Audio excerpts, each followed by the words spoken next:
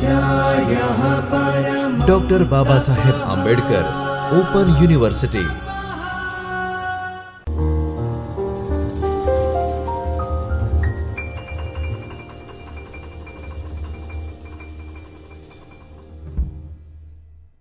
વિદ્યાર્થી મિત્રો નમસ્કાર। ડૉક્ટર બાબા સાહેબ આંબેડકર ઓપન યુનિવર્સિટીના ચૈતન્ય સ્ટુડિયો પરથી હું છું ડૉક્ટર રજની પરમાર। મિત્રો આપણે અભ્યાસ કરી રહ્યા છીએ MGT 102 એ પેપરનો, જેનું શીર્ષક છે ગુજરાતી ભાષા પરિચય અને અભ્યાસ। જે વિદ્યાર્થીઓ મુખ્ય વિષય સાથે ગુજરાતીમાં MA કરી રહ્યા છે તેઓ આ પેપરને ભણી રહ્યા છે। આ સાથે જે વિદ્યાર્થીઓ નેટ, જીસેટ કે GPSC જેવી પરીક્ષાઓની તૈયારી કરે છે તેમને પણ આ ભાષાનો પરિચય કરવો જરૂરી છે। આ આપણું પેપર છે તે અલગ અલગ વિભાગમાં વહેંચાયેલું છે, એમાં ઘણી બધી વિગતો સમાયેલી છે। અગાઉના વિડીયોમાં આપણે તેની ચર્ચા કરી છે। અલગ અલગ વિભાગમાંથી આપણે આજે ચોથા ભાગમાં પહોંચ્યા છીએ, એ પણ તમારા ધ્યાનમાં હશે, અગાઉ તમે વિડીયો જોયા હશે। ચોથો આખો વિભાગ છે તે ગુજરાતી કોશ રચના તેને સમજાવે છે। તેના અલગ અલગ એકમ છે, જેમાં આપણે કોશ વિજ્ઞાન અને કોશ ગુજરાતી કોશ રચના તેને આપણે વિસ્તૃતપણે આ ભાગ અંતર્ગત સમજવાના છે। છેલ્લા વિડીયોમાં આપણે એકમ 1 અંતર્ગત કોશ વિજ્ઞાનનો પરિચય મેળવ્યો હતો અને આ સાથે કોશ લેખન કેવી રીતે થાય તે આપણે સમજી રહ્યા છીએ। તો હવે પછી આપણે આ વિડીયો અંતર્ગત એ જે છેલ્લી વાત હતી એકમ 1ની તેની સાથે ફરી જોડાણ કરવાનું છે અને તમને સ્લાઇડ પર જે મુદ્દા દેખાઈ રહ્યા છે તેમાં તમને સમજાયું હશે કે આપણે કેટલીક માહિતી તો જોઈ ગયા છીએ। જેમ કે કોશ લેખન છે, સૌથી પ્રથમ આપણે જોયું હતું કે કોશ વિજ્ઞાન એ શું હોય છે અને કેવી રીતે કામ કરે છે। હવે આપણે પહોંચ્યા છીએ કે કોશ લખવા માટે શું શું ધ્યાન રાખવું જોઈએ। તો તમને જે આટલી વિગત સામે દેખાય છે, છેલ્લા વિડીયોમાં આપણે અહીંયા સુધી પહોંચ્યા હતા કે કોશ લેખન બે રીતે થશે।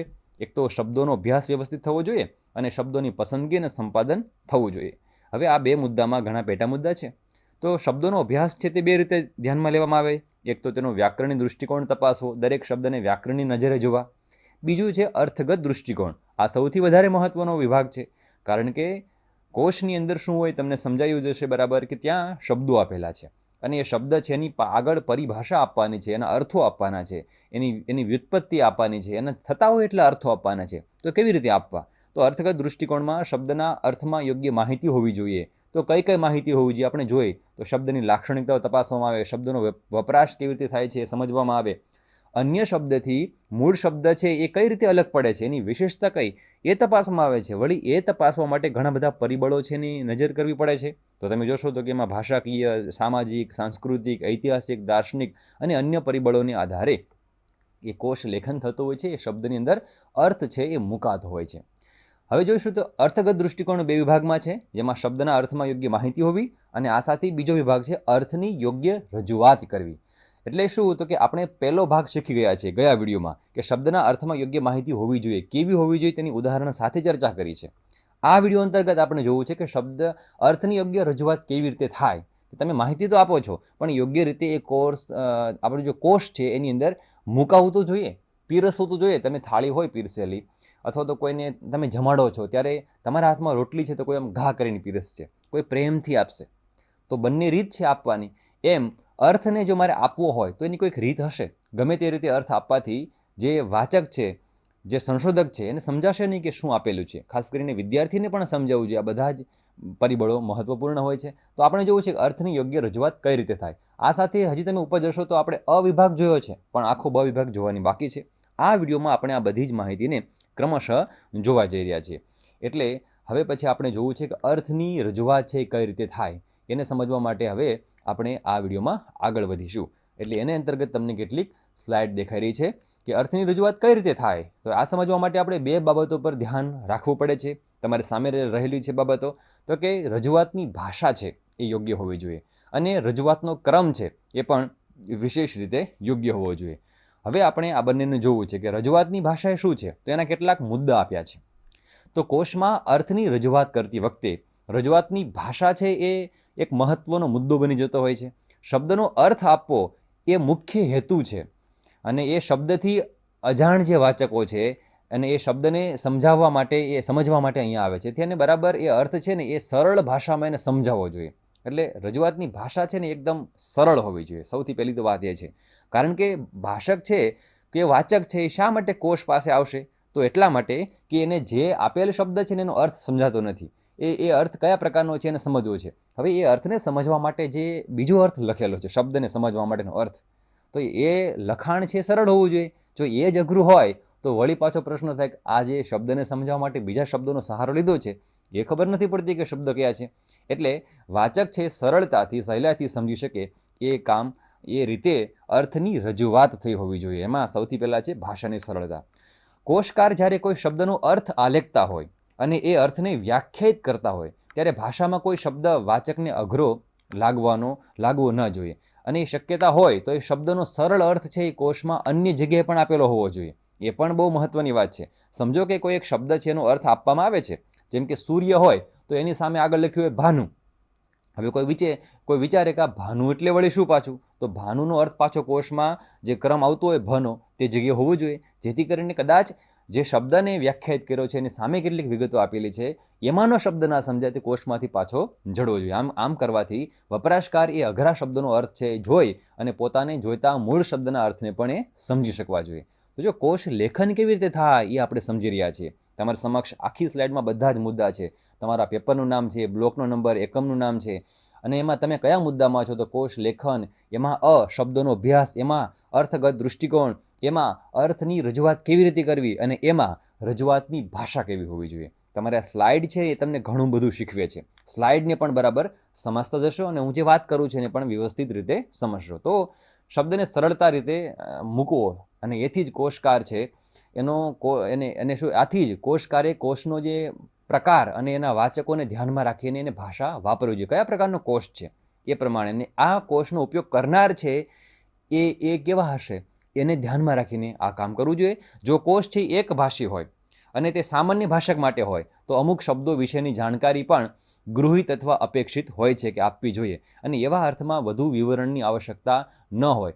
કેટલીક વખત એવું બને કે માત્ર પર્યાયથી જ એ ચાલી જતું હોય છે અને પર્યાયવાચક શબ્દો જ આપવાના હોય છે. એક ભાષી કોષનો અર્થ થાય છે કે ભાઈ ગુજરાતી ભાષા છે એના શબ્દનો અર્થ ગુજરાતીમાં જ આપો. કેટલાક છે દ્વિભાષી કે બહુભાષી કોષ હોય તો એમાં શબ્દ ભંડોળ છે એમાં શબ્દનું ભંડોળ છે સ્ત્રોત ભાષાનો હોય છે, કોઈ મૂળ ભાષાનો હોય. જેમ કે ગુજરાતી શબ્દનો અંગ્રેજીમાં કે હિન્દીમાં કેવો અર્થ થાય છે, આવું જ્યારે આપણે કરવા જઈએ ત્યારે દ્વિભાષી કે બહુભાષી કોષ રચાતા હોય છે, જેની આપણે વિગતે ચર્ચા કરવાના છીએ પછીના વિડીયોમાં, અને એના લક્ષ્યો સુધી આપણે પછી પહોંચવાનું હોય છે. તો ભાષા અનુસાર આ બધું કામ કરવું પડતું હોય છે. અર્થની રજૂઆત બે ભાષા અલગ હોવાથી લક્ષ્ય ભાષામાં ક્યારેક ચોક્કસ પર્યાય પણ મળે કે ન મળે તો ત્યારે નજીકનો જે અર્થ લેવો પડતો હોય એ લેવો પડે છે. ક્યારેક સંદર્ભ અનુસાર વ્યાખ્યાયિત તેને શબ્દને કરવા પડે છે. જેમ કે ગુજરાતી શબ્દ છે ગમવું અને એક શબ્દ છે ભાવવું. તો ગમવું અને ભાવવું આ શબ્દના અંગ્રેજી સમાનાર્થી તરીકે તો લાયક શબ્દ જ છે. બરાબર વિચારો, ગમવું અને ભાવવું. હવે જો આ શબ્દને કેવી રીતે મૂકવા, તો કે આવા મળે તો કે આવા સંજોગોમાં ભાવવું માટે માત્ર લાયક શબ્દ ચાલે નહીં, પરંતુ ખાદ્ય પદાર્થ હોય તો એનો સંદર્ભ તમારે ઉમેરવો પડે કે ત્યાં ભાવવું અર્થ છે, અને એ પ્રમાણે રજૂઆત કરવાથી ભાષાની જાળવણી છે એ થશે અને સામેવાળાને સમજશે કે શું કહેવા માગે છે. એટલે ગમવું શબ્દનો પ્રયોગ અને ભાવવું શબ્દનો પ્રયોગ અંગ્રેજીમાં માત્ર લાયક છે, પણ કયા સંદર્ભમાં ગમવું અને કયા સંદર્ભમાં ભાવવું આ પણ કોઈને કહેવું પડતું હોય છે. તો એ રીતે આવવું જોઈએ. અને બીજી વાત એવું કહેવું કે કોષને સમજાવવા માટે બીજા કોષની રચના કરવી ન પડવી જોઈએ. આ પણ કોષ લેખનમાં અગત્યનો મુદ્દો બની રહે છે. એટલે આમાં કેટલીક બાબતો તમારી સામે આવી. અઘરા શબ્દોની અનિવાર્યતાને મૂકવી, વાચકલક્ષી અભિગમથી લખવું જોઈએ, એક ભાષી કોષ કેવી રીતે માહિતી આવે એ બધું ધ્યાનમાં રાખવાનું, દ્વિભાષી કે બહુભાષી કોષ હોય ત્યારે લાયકવાળી વાત કરી આપણે ગમવું અને ભાવવું, આ બધા મુદ્દાને લઈને અર્થની રજૂઆત કરતા હોય ત્યારે ભાષાની આટલી માવજત કરવી પડે છે. બીજો એક મહત્વનો મુદ્દો હોય તમારી સામે આવે છે રજૂઆતનો ક્રમ. તમારી પાસે અર્થ છે તો એ રજૂઆતનો ક્રમ એટલે શું, તો કે એક જ શબ્દના ઘણા બધા અર્થ થતા હશે. તો એ તમે અર્થ આપતી વખતે કોષકાર સામે પ્રશ્ન મોટો ઊભો થાય કે જ્યારે એકથી વધારે અર્થ હોય કે શબ્દના વધારે વપરાશ હોય ત્યારે કયો અર્થ પહેલાં આવવો અને કયો પછી આપવો. તો આ ક્રમ નક્કી કરવા માટે મુખ્ય બે પદ્ધતિઓ છે. જો આ બધા પેટા મુદ્દાઓ છે ને ધ્યાનમાં તમારે રાખવા પડશે. પહેલો એવો મુદ્દો છે કાલક્રમ અનુસાર શબ્દોને મૂકવા, એટલે કે ઐતિહાસિક ક્રમથી શબ્દોને મૂકવા. આમાં વ્યુત્પત્તિને ધ્યાનમાં લેવા પડે છે અને જૂના અર્થો પહેલાં આપવામાં આવતા હોય છે શબ્દને. જેમ કે સાર્થ જોડણી કોષની અંદર એક શબ્દ છે પાળી. હવે આ શબ્દના 4 અર્થો એમાં આપેલા છે. સાર્થ જોડણી કોષ ગુજરાત વિદ્યાપીઠ દ્વારા બહાર પડ્યો છે કોષ. તો તમારી સામે જો એનું ઉદાહરણ આપ્યું છે, એને કઈ રીતે આપ્યો છે, 4 અર્થ જો તમારી સામે આપ્યા છે. હવે સૌથી પહેલાં લખ્યું છે પાળી, તો એમાં સ્ત્રી એટલે સ્ત્રીલિંગ શબ્દ છે. હવે આ શબ્દ મૂળ સંસ્કૃતનો છે, એટલે સૌથી પહેલાં સંસ્કૃતનો અર્થ આપ્યો કે ભાઈ એ પાળીનો અર્થ છરી થાય, જે સંસ્કૃતમાં પાલિકા તરીકે ઓળખાતો હતો શબ્દ. હજી એક એનો બીજો અર્થ પણ છે, એ સંસ્કૃત શબ્દ છે અને પાછો કેવો છે, પાલી, અને એ પંક્તિ એવો એક એનો અર્થ થાય છે. અને બીજો એક અર્થ છે, એનો અર્થ પાછો ગુજરાતીમાં કરવા જઈએ તો વારો એવો એક અર્થ પણ થાય છે. ત્રીજો અર્થ છે પાકી, તો પાળીનો એક અર્થ પાકી પણ થાય છે. હજી ચોથો અર્થ છે એમાં જુઓ પાળ, તો પાળ શબ્દ જોવા જશો ત્યારે જેનો અર્થ થતો હશે તેમાં પાળીનો અર્થ પણ થશે. આવી રીતે ને ક્રમશઃ કાલક્રમ અનુસાર આવા શબ્દોને તમારે ગોઠવવા પડે. અહીં જે બે સંસ્કૃત વ્યુત્પત્તિના અર્થ આપ્યા છે એમાં ઐતિહાસિક ક્રમને આધારે અર્થની ગોઠવણી કરવામાં આવી છે અને તમારે ખાસ જોવાનું. હજી એક ઉપરાંત બીજી પદ્ધતિ છે. એ શું છે તો કે એમાં પ્રચલિત અર્થને પ્રધાનતા આપવામાં આવે, અને આમાં જે અર્થનો ઉપયોગ વધુ વ્યાપક હોય તે અર્થ પહેલાં આપવામાં આવતો હોય છે. સામાન્ય રીતે આ બીજી રીત છે એ વધુ વ્યાપક પણ છે, કારણ કે સામાન્ય વપરાશકારને તો પ્રચલિત શબ્દાર્થની વધુ અપેક્ષા હોય છે, આવું બને. વ્યુત્પત્તિવાળી ઓછી, કેમ કે વ્યુત્પત્તિ તે સમય હતી એ શબ્દના અર્થમાં વપરાતી, હાલ તો ના હોય. એટલે પ્રચલિત શબ્દ એટલે એક શબ્દ હોય એનો પ્રચલિત અર્થ વધારે પહેલાં આપો, એટલે જેથી કરીને આ શબ્દ આ સંદર્ભમાં કહેવામાં આવે છે એ તરત વાચકને સમજાશે. એટલે એ પ્રમાણે અર્થોની ગોઠવણી થતી હોય છે. આ ઉપરાંત જ્યારે એવું પણ બને કે લક્ષ ભાષાઓ એકથી વધારે હોય, એટલે બહુભાષી કોષ હોય, ત્યારે કોષ કાર્ય શરૂ કરતાં પહેલાં એ લક્ષ ભાષાનો ક્રમ પણ નક્કી કરી દેવાતો હોય છે કે એ ભાષામાં સૌથી પહેલાં કઈ ભાષાનો ક્રમ આપવો, પછી કયો આપવો, એ પણ તમારે સમજવું પડે. તો અહીંયા સુધી જે મેં વાત કરી છે ને, અહીંયા સુધીમાં એમાં ફરી તમને પાછું બતાવું, અર્થની યોગ્ય રજૂઆત કરી. આ મુદ્દાને આપણે અહીં સુધી વિડીયોની શરૂઆતથી અહીં સુધી આપણે સમજાયો છે, એ તમે બરાબર શીખ્યા છો. હવે પછી આપણે મુખ્ય વિભાગ 2 પર જવાનું. આ અવાળા બધા મુદ્દા પૂરા, શબ્દોનો અભ્યાસવાળો આખો મુદ્દો પૂરો થયો. હવે આપણે શબ્દોની પસંદગી અને સંપાદન કેમ કરવું એ બહુ મહત્વનું છે. રજૂઆત સુધી પહોંચી ગયા, અર્થની રજૂઆત કેવી કરવી. તો શબ્દોની પસંદગી અને સંપાદન, આને આપણે વ્યવસ્થિતપણે હવે સમજવું છે. તો આ કોષલેખનમાં જે મહત્વનો મુદ્દો છે સંપાદન કાર્યનો, તો કોષલેખન પ્રક્રિયામાં શબ્દોની પસંદગી અને સંપાદન એક જટિલ કાર્ય મનાય છે, એવું સમજવું. એક ભાષામાં અનેક શબ્દો હોઈ શકે છે, પરંતુ વાસ્તવિકતા એ છે કે સામાન્ય રીતે કોઈ એક કોષમાં કોઈ એક ભાષાના તમામ શબ્દો આવરી શકાતા નથી. વળી કોષ બનતા બનતા તો શબ્દ ભંડોળમાં કેટલા બધા પરિવર્તનો પણ આવી જતા હોય છે. જેમ કે કેટલાક શબ્દોના અર્થ છે એ ઘટી જતા હોય છે, તો કેટલાક શબ્દો છે એ બીજી ભાષામાંથી ઉમેરાઈને આપણી ભાષામાં પણ આવવા લાગે છે. આથી કોષ રચનાના આરંભ પહેલાં જ એવું નક્કી થાય, અનેક બાબતો નિર્ણય લેવામાં આવે, અને એ જે નિર્ણય છે એને જ આપણે કોષ આયોજન કહીએ છીએ કે ભાઈ તમારો જે કોષ છે એનો કયો ઉદ્દેશ્ય રહેશે, એમાં તમે શું મૂકવા ધારો છો, એમાં કેવા કેવા શબ્દો આવવા જોઈએ. તો એ કોષ આયોજનમાં નક્કી થાય કે શબ્દોની માત્ર યાદી આપણે આપી છે, શબ્દોના અર્થો આપવા છે, માત્ર જોડણી આપી છે, પછી વ્યાખ્યા પણ આપવી છે, એમાં રૂઢિપ્રયોગો મૂકવાના કે નહીં, એમાં કહેવતો મૂકવાની કે નહીં. જો આને આયોજન કહેવાય. એટલે શબ્દોની પસંદગી પણ એક મહત્વનો મુદ્દો છે કે કયા શબ્દો આપણે પસંદ કરીને એમાં સમાવવા છે, એ પણ બહુ મહત્વનું છે. એટલે એ અનુસાર કોષકારનો ઉદ્દેશ, પછી સામે વપરાશકાર કેવા છે, એટલે એનો ઉપયોગ કોણ કરશે, એનું કદ કેવું હશે કોષનું, આ બધી બાબતો છે એને ધ્યાનમાં રાખી અને એ શબ્દોની પસંદગી કરવામાં આવે છે. આ પ્રક્રિયામાં કોષકાર છે એ શબ્દોનો અભ્યાસ વ્યવસ્થિત કરે અને ત્યારબાદ તેનું સંપાદન કરતા હોય છે.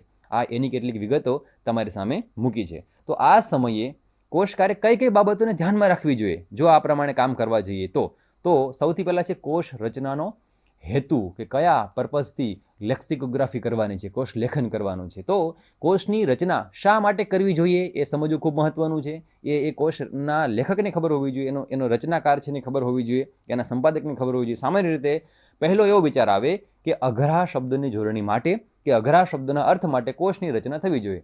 પણ આ સિવાય પણ અનેક વિશિષ્ટ હેતુ હોઈ શકે છે. જેમ કે સ્વામી આનંદ, તમે નામ સાંભળ્યું છે, હિંમતલાલ રામચંદ્ર દવે.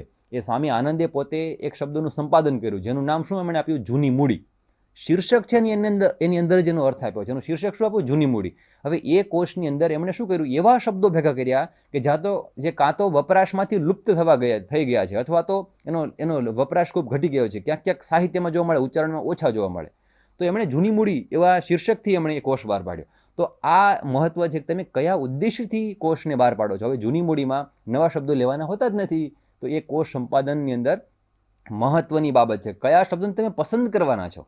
એક બીજું ઉદાહરણ આપી શકાય કે ગુજરાત સાહિત્ય અકાદમી દ્વારા તૈયાર થયેલો કોષ છે ગુજરાતી ભાષાનો લઘુ વ્યુત્પત્તિ કોષ. હવે તમે જોશો આનું શીર્ષક જ બરાબર જો, ગુજરાતી ભાષાનો લઘુ એટલે ખૂબ બૃહદ નથી, વ્યુત્પત્તિ કોષ જ છે. તો એના શીર્ષક પરથી તમને ખ્યાલ આવે કે આ કોષમાં માત્ર એવા શબ્દો લેવામાં આવશે જેની વ્યુત્પત્તિ મળી શકે એમ છે, નથી વ્યુત્પત્તિ એવા શબ્દો લેવાના નથી. વળી દલપત ચૌહાણ એમણે એક સંપાદન કર્યું છે તળની બોલી.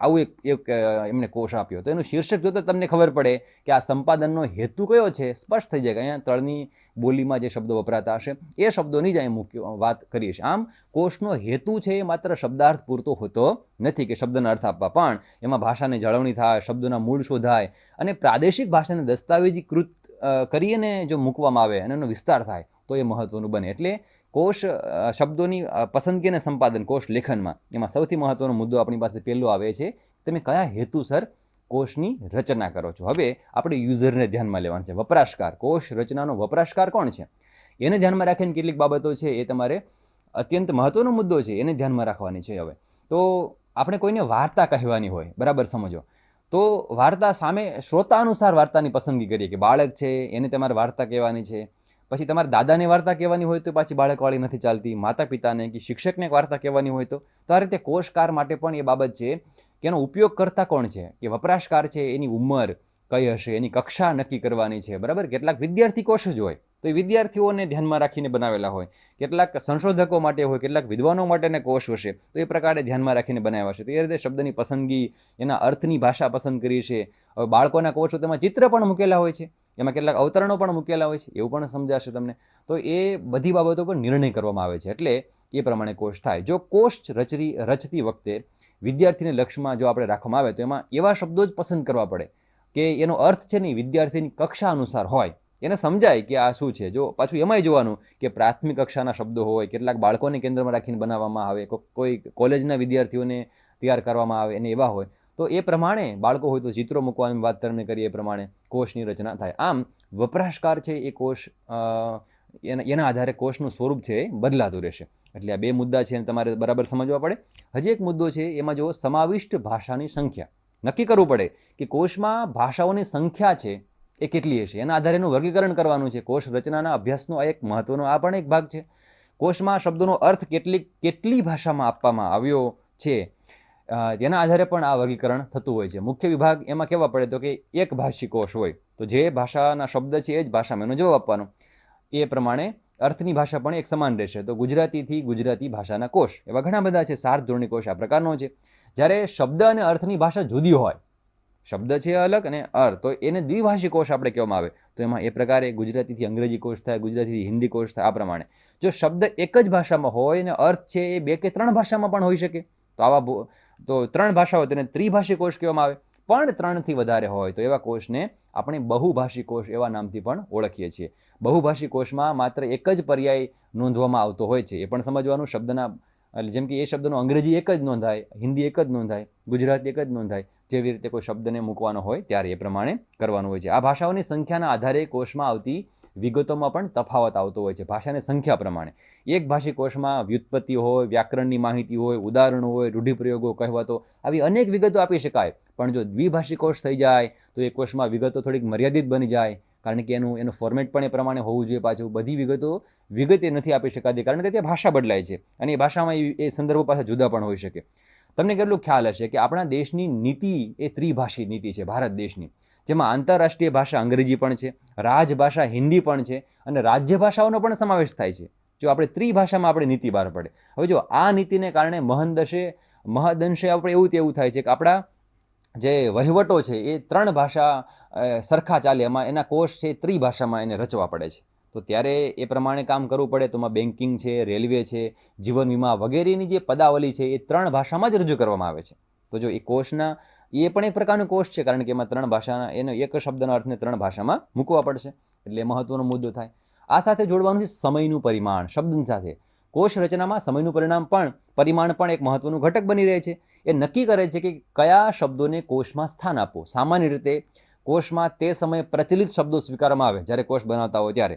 જો કે કોષ વ્યુત્પત્તિ કોષ અથવા કોઈ ચોક્કસ કૃતિ કે સર્જક સંદર્ભે તૈયાર થતા હોય તો પાછું સમયનું પરિમાણ છે એ ધ્યાન રાખવું ખાસ અનિવાર્ય બની રહે છે. એને પણ તમારે ધ્યાનમાં રાખવું, કારણ કે ત્યાં ઐતિહાસિકતા જાળવવી પડે. સમયનું પરિમાણનો અર્થ એ છે કે તમે કોઈ સર્જક કેન્દ્રી કરો છો, વ્યુત્પત્તિ જો ત્યારે એ સમયે શબ્દ કેવો હતો એની ઐતિહાસિકતા જાળવવી પડે. પણ જો હાલમાં કોઈ કોષ બને અને એમાં અતિ પ્રાચીન શબ્દો પણ જો આપવામાં આવ્યા હોય તો તેવા શબ્દો વપરાશકાર માટે નિરર્થક બની જાય. કારણ કે હાલ માટે મારે હાલની ભાષાના જે શબ્દો પ્રચલિત છે એ પ્રમાણે કોષ બનાવવાનો, પછી પુરાણા શબ્દો પણ આપું છું ત્યારે એની બહુ આવશ્યકતા રહેતી નથી, કારણ કે એ વપરાશમાં ન હોય એવું બની શકે. બધા શબ્દોની વાત નથી, પણ ક્યાંક ક્યાંક આવું બને. હવે આપણી પાસે ભગવદ્ ગૌમંડલ નામનો કોષ છે. હવે એમાં શું છે, તો એમાં બહુ બૃહદ કોષ છે ગુજરાતી ભાષાનો, ખૂબ સારું કાર્ય છે. હવે એમાં શું છે કે અણથી શરૂ થતા શબ્દો પણ છે.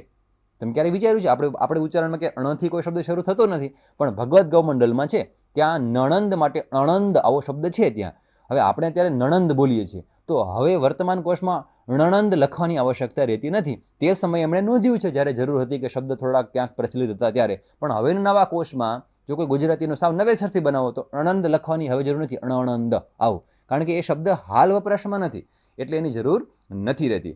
પણ એનાથી એટલો આપણને ખ્યાલ આવે કે શબ્દો પણ ભાષા વ્યવહારનો એક ભાગ છે. એટલે એ લખો તો ખોટું નહીં ગણાય, એ પણ આપણને સમજાય. એટલા માટે એ રીતે કામ લાગે છે. એટલે શબ્દો હોવા જોઈએ, અને પ્રમાણિત કરે છે કે અહીં રહેલા શબ્દો છે એ જે તે ભાષામાં પ્રયોજી શકો છો. કોષ આપણને એ છૂટ આપે છે કે અહીં રહેલા શબ્દો છે એ તમને વાપરવાની ભાષામાં છૂટ છે. તો આપણા માટે એ પણ સારી વાત છે. અને તમારી પાસે પુરાવો હોય કે આ શબ્દ આમ જ લખાય છે. કોષ આપણી ભાષા છે એની સારી માવજત કરે છે, એટલે પણ મહત્વના છે. એટલે એના લેખકે ખૂબ ધ્યાન રાખવું પડે, કારણ કે એનો સંપાદક, એનો લેખક છે એ જો ભૂલ કરે કોષ લેખનમાં, તો પછી એની અસર ભાષા પર પડવાની છે, સારી અથવા ખરાબ. આવું ઘણા શબ્દકોષ છે એ ખોટી દિશામાં પણ એના વાચકને ચડાવી શકે છે, એને પણ ધ્યાનમાં રાખવું પડે. હવે છે શબ્દની સંખ્યા. તો કોષમાં શબ્દની સંખ્યાનું પૂર્વ નિર્ધારણ ખૂબ અનિવાર્ય છે. કેટલા શબ્દો હશે, કોષ આયોજન પૂર્વે જ એના સમય છે એ તમારે કોષકારે ધ્યાનમાં રાખવું પડે કે શબ્દની સંખ્યા નિશ્ચિત કરવી છે કે ભાઈ આટલા શબ્દો હોવા જોઈએ. જો એમ ન કરવામાં આવે તો ભેગા થતા જતા શબ્દો છે એમાં કોઈ પ્રાથમિકતા ન રહી, કયો શબ્દ મૂકો કયો ન મૂકો. એમાં આપણે આગળ પણ જોયું કે એમાં કોષનો હેતુ પણ પહેલાં સિદ્ધ કરી લેવાનો કે કયા હેતુથી બનાવો એટલે શબ્દોની સંખ્યા નક્કી થશે. નહીં તો એવું થાય કે જે આવે તે મૂક્યા જ રાખો તો કોષ છે ને આમ એવું કહેવાય કે દોદડો બની જશે એવું લાગે આપણને.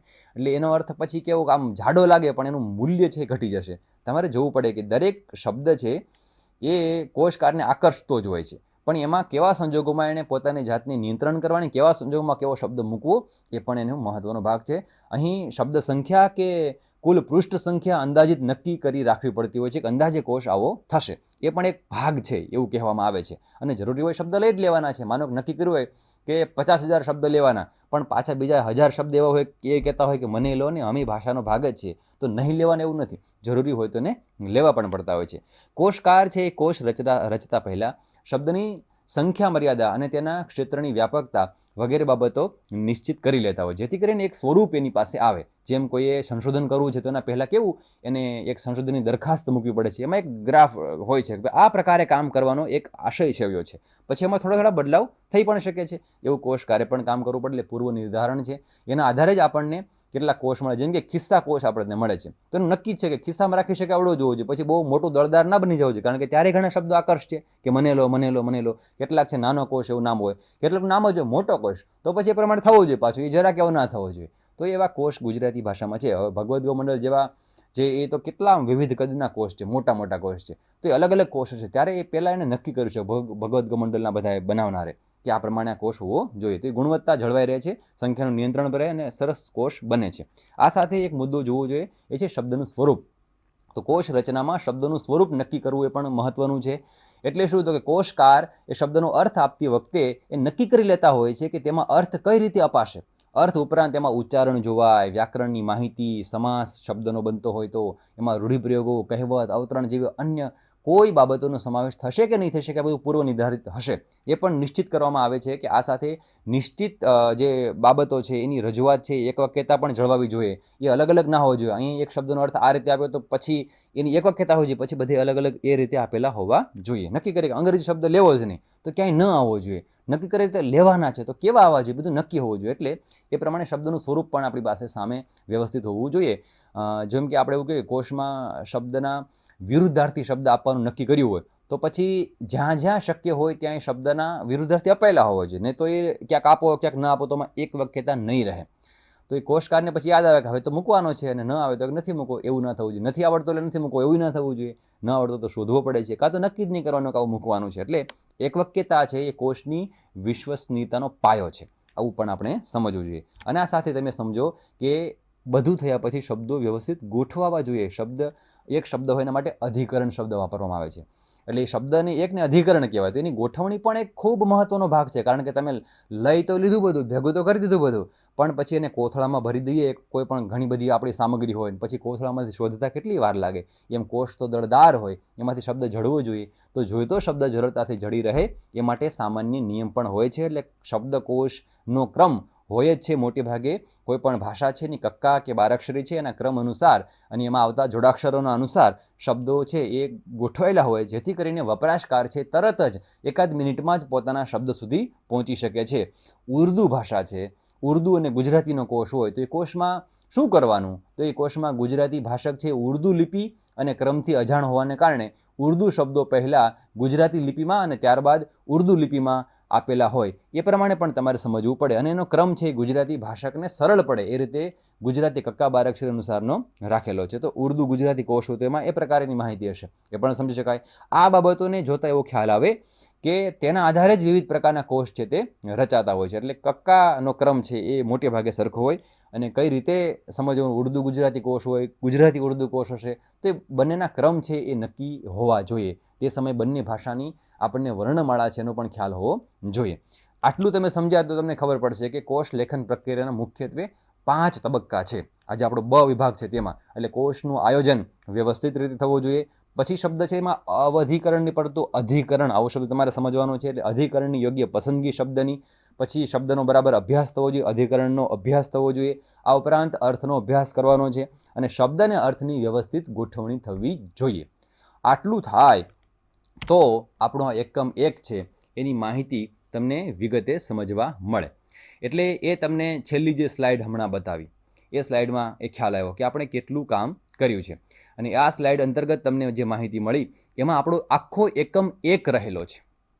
અને અ અને બ વિભાગમાં જેટલી પણ વાતો કરી આ એક તમે સ્ક્રીનશોટ લઈ લો અને તમે બરાબર અભ્યાસ કરો કે કેટલા મુદ્દામાં આખો તમારો એકમ 1 છે એ વિભાજિત છે. તમે એને આ રીતે માહિતી મનમાં ગોઠવશો એટલે તમને ભૂલાશે નહીં. તો વ્યવસ્થિત મુદ્દાસર બધી તપાસ તમારે તૈયારી કરવાની. તમને વિસ્તૃત શબ્દો પ્રશ્નો પરીક્ષામાં પૂછાઈ શકે કે શબ્દોની પસંદગી અને સંપાદન કેવી રીતે કરવામાં આવે કોષ લેખનમાં એ વિગતે સમજાવો. તો તમારે એની વિગતે સમજાવવું. તો આ સાથે આપણો અહીં કોષ એટલે શું એ સમજાવતો એકમ 1 છે તે પૂર્ણ થાય છે. અને હવે પછીના વિડીયોમાં આપણે મળીશું બીજા એકમ અંતર્ગત નવી વાતો સાથે. તો ત્યાં સુધી મને રજા આપશો અને તમારો અભ્યાસ ચાલુ રાખશો. આપણે ફરી મળીશું નવા વિડીયો અંતર્ગત. આવજો.